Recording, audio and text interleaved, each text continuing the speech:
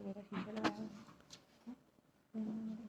शीशा लगाया है उसमें, बंदा गोला ही नहीं गिरता।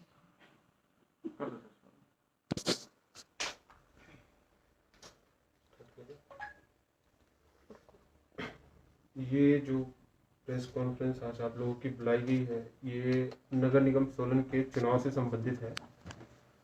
जैसा कि आप लोग को पता है, 13 मार्च को राज्य निर्वाचन आयोग ने अधिसूचना जारी की थी चुनाव कार्यक्रम को लेके, जिसमें ये बताया गया था कि 22, 23 और 24 मार्च को सोमवार, मंगलवार और बुधवार को 11 से 3 के बीच में नॉमिनेशन होंगे। तो और फाइनल जो पोलिंग होना है वो 7 अप्रैल को होना है। तो ये तो अधिसूचना हमारे पास 13 मार्च को आई, लेकिन उससे पहले जो 22 जनवरी की अधिसूचना थी, जिसमें वोटर लिस्ट को अपडेट करने की बात की गई थी, स्पेशल असेंबली रिवीजन की बात की गई थी, वो हमारी स्टार्ट हुई थी 2 फरवरी से लेकर 26 फरवरी तक चली थी, जिसके बीच में हमने काफ़ी सारे फॉर्म रिसीव किए। उसमें से काफ़ी सारे फॉर्म एक्सेप्ट हुए, कुछ फॉर्म रिजेक्ट हुए जो सही नहीं पाए गए। उसके बाद फिर पेड वोट बने, जिसको सप्लीमेंट्री लिस्ट भी बोलते हैं। सप्लीमेंट्री लिस्ट का जो कार्यक्रम था वो 1 मार्च से 16 मार्च तक चला। तो स्पेशल समरी रिवीजन और सप्लीमेंट्री लिस्ट में टोटल हमारे पास 6157 फॉर्म्स आए, जिसमें से 4722 फॉर्म हमने एक्सेप्ट किए और 1435 फॉर्म रिजेक्ट किए। तो टोटल पिछले 1.5 महीने करीब 4722 वोट नए बने हैं।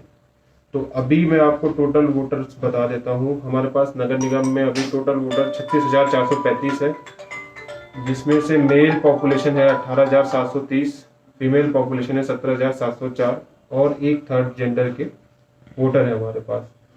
तो जो वोटर लिस्ट को अपडेट करने की प्रक्रिया थी वो कल निर्देशानुसार और नियमानुसार कल वो कंप्लीट हो गई।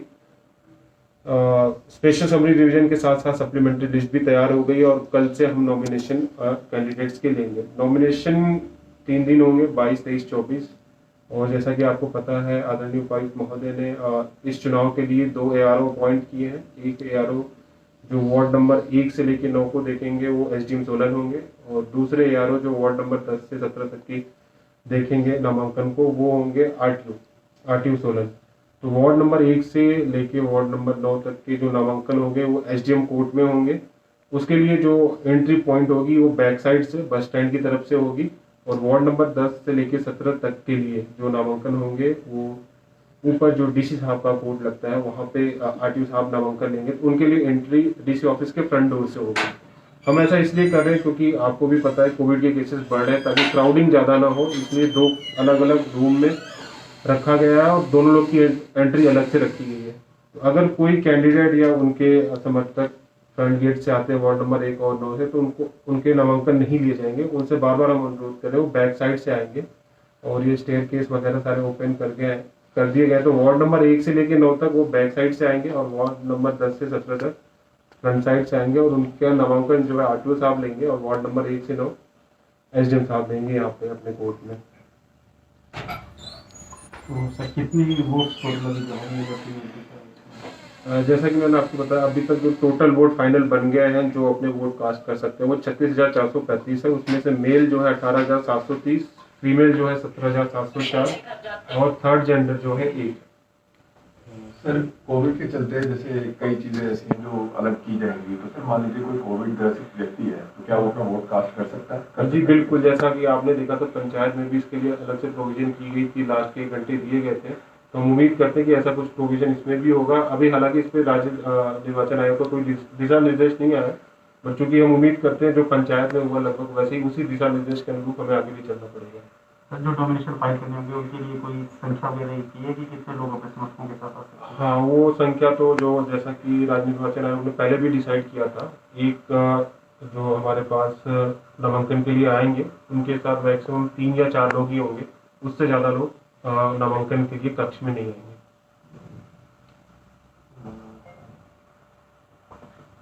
सबसे ज़्यादा वोट्स किस वार्ड में मिली है? सबसे ज़्यादा वोटर्स जो है और जो वोट्स बने हैं वो वार्ड नंबर 17 में बने हैं, बसाल, जो कि लाजिम भी था क्योंकि काफ़ी बड़ा वार्ड है और काफ़ी सारे नए वोटर्स भी आने थे। तो करीब उसमें 2900 के आसपास वोटर है, और सबसे ज़्यादा वोट भी पिछले 1.5 महीनों में वार्ड नंबर 17 से ही बना। सबसे कम तो वार्ड नंबर 5 और 15 के हैं। बदल कितने सर? 5 और 15 का तो डेटा देखना पड़ेगा, 17 के सबसे ज़्यादा है। ये डेटा मैं आपके साथ बाद में भी शेयर कर सकता हूँ। मैंने स्क्रीन पे खोल के रखा था ये टेबल टाइप का आप लोगों के लिए। तो इसमें अगर आप देखेंगे वार्ड नंबर 17 की जो डंडी है सबसे बड़ी है और वार्ड नंबर 15 की सबसे छोटी है। और सर जैसे कि हमेशा बार वार्ड नंबर 16 और 5 की कम है।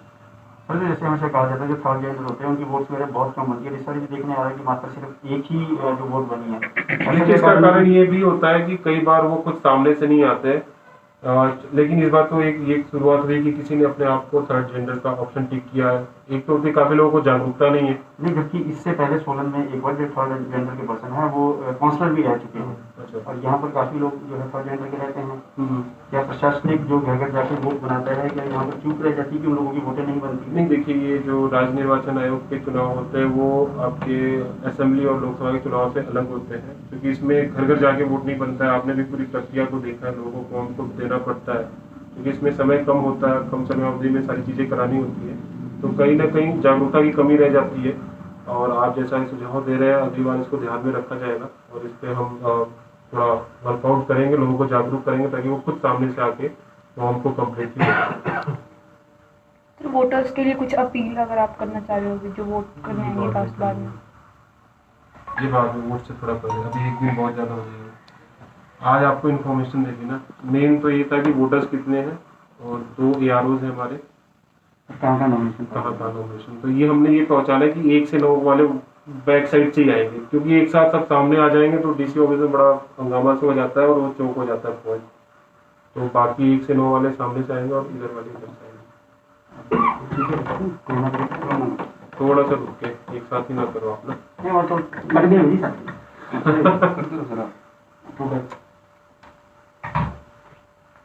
ठीक है। और दूसरा जो मुद्दा इस प्रेस कॉन्फ्रेंस में आप लोगों को बताना था वो कोविड से रिलेटेड था। कोविड से रिलेटेड आपको पता है कि सख्तियां बढ़ गई हैं।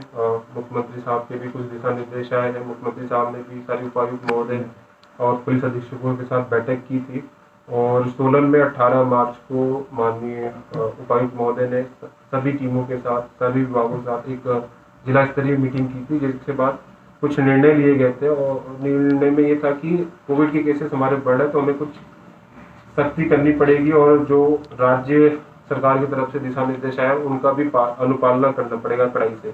तो उसी दिशा निर्देश के अनुसार कल हमने मॉल रोड पे जागरूकता अभियान चलाया और कुछ लोगों के चालान भी काटे जो काफ़ी ज़्यादा लापरवाह थे।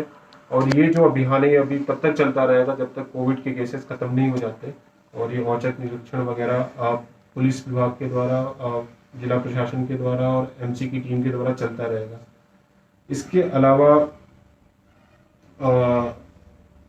प्रधानों और पंचायतों को भी एक्टिवेट किया गया है कि वो फिर से अपने अपने जो पंचायत के एरिया है, जो उनके एरिया है वहाँ पे चीज़ों को इम्प्लीमेंट करें। विशेषकर IC एक्टिविटी आप लोगों के माध्यम से, पोस्टर के माध्यम से और व्हीकल के माध्यम से। अगर आप लोगों ने नोटिस किया होगा कि आजकल व्हीकल फिर से वापस चल पड़ी है, जो जागरूकता का जो मैसेज है वो स्प्रेड करने के लिए। और इसके साथ ही साथ जो हमारा मुख्य उद्देश्य है, जैसा कि उपायुक्त महोदय ने बताया था, ट्रेसिंग, टेस्टिंग, ट्रैकिंग। तो ज़्यादा से ज़्यादा टेस्टिंग करनी है, तो उसको लेके जो दिशा निर्देश ऊपर से दिए गए हैं वो टेस्टिंग हम बढ़ा रहे हैं ऐसे लोगों की जो बाहर से ट्रेवल करके आए हैं, जिनको सिम्टम्स है, या ऐसे लोग जो बार बार पब्लिक में जाते हैं, पब्लिक कॉन्टैक्ट उनका बनता है। उसके बाद उनकी ट्रैकिंग भी, टेस्टिंग के बाद उनकी ट्रैकिंग भी की जा रही है। ट्रैकिंग के लिए फिर से जो हमारी पुरानी टीम थी उसको रीएक्टिवेट कर दिया गया है। जो लोग पॉजिटिव आ रहे हैं उनको फ़ोन कॉल्स जा रहे हैं, न सिर्फ मेडिकल टीम के द्वारा, जिला प्रशासन की टीम के द्वारा, और आने वाले समय में हम सरप्राइज विजिट भी करेंगे ऐसे लोगों का जो पॉजिटिव आए हैं कि वो जो दिशा निर्देश दिए गए उनकी अनुपालना कर रहे हैं कि नहीं कर रहे हैं। अगर इसमें कोई लैक्सिटी पाई जाती है, जैसे जिनको होम क्वारंटीन के लिए रखा गया और वो होम क्वारंटीन के नियमों का पालन नहीं कर रहे हैं, तो फिर उनको DCC में शिफ्ट किया जाएगा 14 दिनों के लिए। जैसा कि मुख्यमंत्री ने साफ कल बताया था कि दवाई के साथ साथ सख्ती भी पेश की जाएगी। तो जो लोग होम क्वारंटीन को फॉलो नहीं करेंगे उनको डिस्ट्रिक्ट कोविड केयर सेंटर में 14 दिनों के लिए शिफ्ट किया जाएगा। अगर केसेस ज़्यादा बढ़ते हैं तो रिंग फेंसिंग और कंटेनमेंट जोन भी बनाए जाएंगे। सर गैदरिंग को लेकर क्या गैदरिंग को लेके जो साफ निर्देश है, आप लोगों को भी पता है कि ओपन स्पेस में 200 से कम और अगर आप क्लोज स्पेस में है किसी रूम के अंदर है तो उसकी जो मैक्सिमम कैपेसिटी है उसकी 50% तक ही गैदरिंग हो सकती है, उस पर भी कैप 200 का है। क्वारंटीन सेंटर वगैरह दोबारा बनाए जाएंगे? अभी तो फिलहाल लकली हमारे यहाँ सोलन में केसेस काफ़ी कम है, जो केसेस है नीचे की तरफ है, बट अंदेशा ये है कि केसेस यहाँ बढ़ सकते हैं, तो क्वारंटीन सेंटर तो नहीं, डीसीसी जो डिस्ट्रिक्ट कोविड केयर सेंटर उसको वापस से रीएक्टिवेट करने का प्लान है। बाहर से आने वालों के लिए कोई दिशा निर्देश नहीं, बाहर से आने के लिए कि आज शायद राज्य सरकार के दिशा निर्देश आ जाए, बट हम उनसे आग्रह करते हैं, अनुरोध करते हैं, और ये निर्देश माननीय उपायुक्त महोदय की तरफ से भी गया है कि जो बाहर से ट्रेवल करके आ रहे हैं, विशेषकर हाई लोडेड जो राज्य हैं, पंजाब हो गए, महाराष्ट्र हो गए, वो अपनी टेस्टिंग करा लें। थोड़ा ग्राउंड में निःशुल्क कियोस्क लगाया गया है, वहाँ पे रैट टेस्ट भी और RT-PCR दोनों टेस्ट किए जा रहे हैं, और तो लोग से हम यही अनुरोध करते हैं जो बाहर से आ रहे हैं वो भी प्रशासन का सहयोग करें और अपने आप को टेस्ट करवाएं।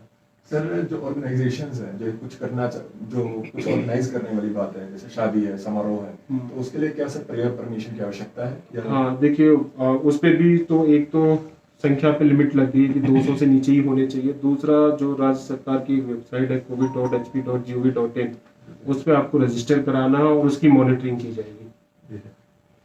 सर, आम लोगों पे नकेल कसता है प्रशासन। इन दिनों नगर निगम के चुनाव भी आ रहे हैं और बैठकें चल रही है भाजपा और कांग्रेस सबकी, तो क्या राजनीतिक दलों पे भी नकेल कसी जाएगी? नहीं, ये केवल आम लोगों के लिए नहीं है, सबके लिए है। उसमें राजनीतिक पार्टियां भी आती हैं, काफी सारे जो हमारे पास रैलियों के लिए परमिशन आए थे या क्लोज स्पेस की मीटिंग के लिए आए थे, वो अभी रोक दिए गए हैं। आपके ये क्या बैठकें तो चल रही है जी। अब गुपचुप बैठकों के बारे में आप लोग हमें बताएंगे तो आज वार्ड नंबर 16 में बैठक चली, ऊर्जा मंत्री जी वहाँ हैं, 100 से ज्यादा लोग इकट्ठे हैं जहाँ तक मेरी सूचना है। तो जैसे मैंने बताया 200 की लिमिट है आपके पास में। सर, वो इंडोर में कितनी की लिमिट है? इंडोर में मैक्सिमम 200। अगर जैसे कोई बड़ा हॉल है, आप ये बोलते हैं हम यहाँ पे 1000 लोगों को इकट्ठा कर सकते हैं, 50% की कैपेसिटी है, तो आप 500 नहीं 200 या 200 के आसपास ही इकट्ठा कर सकते हो वहाँ पे। मतलब राजनीतिक पार्टियों में नामांकन के टाइम पे भी डिक्लेरेशन लिया जाएगा कि वो जो भी दिशा निर्देश आ रहा है उसका सख्ती से पालना करेंगे, अदरवाइज उनके ऊपर भी कार्रवाई की जाएगी। सर, जैसा कि कहा गया था कि जो रेस्टोरेंट और जो ढाबा वगैरह में काम करते हैं उनकी टेस्टिंग वगैरह की जाएगी, लेकिन अभी तक फिलहाल ऐसा नहीं देखने में। हाँ, अभी स्टार्ट नहीं हो पाया। जैसे मैंने बताया, मीटिंग 18 मार्च को ही हुई थी उपायुक्त महोदय के कार्यालय में। पिछली बार जब ये केसेस बढ़े थे दिसंबर में, तो काफी सारे ढाबा के जो ऑनर थे, वहाँ पे वर्कर थे, और रेस्टोरेंट के जो ऑनर वर्कर थे, वो खुद सामने से आए थे और प्रशासन का सहयोग किया था। तो इस बार फिर से उनसे ये अनुरोध किया गया है, आने वाले टाइम में लगभग जो भी हमारे ढाबा पे वर्कर हैं और रेस्टोरेंट में वर्कर हैं, उनकी टेस्टिंग की जाएगी। सर, जैसे अननेसेसरी भीड़ इकट्ठी हो जाती है जब लोग चल रहे होते हैं, खासकर जब कैंपेनिंग वगैरह के लिए चल रहे होते हैं सर, तो उन पर खासकर जो इस कैंपेनिंग को लेके देखिए, आज शाम तक मुझे उम्मीद है कि राज्य निर्वाचन आयोग की तरफ से भी दिशा निर्देश आ जाएंगे। जो चुनाव को लेके जो आपके सारे सवाल है, उस पर राज्य निर्वाचन आयोग की आज क्लैरिफिकेशन आ जाएगी। सर, जैसे कि उन्ना में जो है विदाउट मास्क 5000 रुपीज चलान है, क्या सोलन प्रशासन ने भी कोई इसकी टेस्टिंग की है? नहीं, देखिए, ये तो जो समय चलान की शुल्क होती है वो तो राज्य सरकार तय करती है। अभी जो मिनिमम है वो 1000 रुपये है, मैक्सिमम 5000 रुपये है। तो कल भी हमने मॉल रोड पे करीब कुछ लोगों के चलान किए थे। तो अभी चूंकि हम जागरूकता के फैला रहे हैं, तो हम मिनिमम ही चलान करें 1000 रुपये। अगर फिर भी लोग नहीं मानेंगे तो हम 5000 रुपये, जो कि मैक्सिमम चलान का अमाउंट है, वो भी करेंगे। सर, बसों में भीड़ होती है, लेकिन वहाँ पर देखा जाता है कि कई लोग मास्क नहीं पहनते हैं और ओवरलोड बसेस आती है। नहीं, बसों के लिए भी अलग से पुलिस प्रशासन को निर्देश दिया उपायुक्त महोदय ने कि उसकी चेकिंग करनी है। कल भी कुछ बसों की चेकिंग हुई और जो उसमें ज़्यादा लोग थे उनको उतारा गया। और जैसा कि अगर आपने देखा होगा 2 दिन पहले उपायुक्त महोदय ने किया था कि अगर बस में 4 या 5 लोग से ज़्यादा मिलते हैं हमें बिना मास्क के, तो बस को रोका जाएगा और जो सवारियाँ बैठी हैं उनको उतार दिया जाएगा। सेम रूल सर, जो ऑटो वगैरह है उसमें भी हमारे पास नहीं, सारी मैक्सिमम सवारियां, और मास्क तो कंपल्सरी है किसी के लिए, चाहे वो ऑटो से सवारी करे या बस से सवारी करे। जैसे कि ऑटो पे पिछली बार किया गया था, 2 सवारियों का किया गया था, अगर मैं गलत नहीं हूँ। नहीं, अभी ऑटो को लेके तो कोई दिशा निर्देश नहीं है। बस को लेके आ गए कि बस में जो आपको ओवर सेटिंग नहीं करनी है, जितनी कैपेसिटी उतने में चल रहा है, और सभी के पास मास्क होने चाहिए।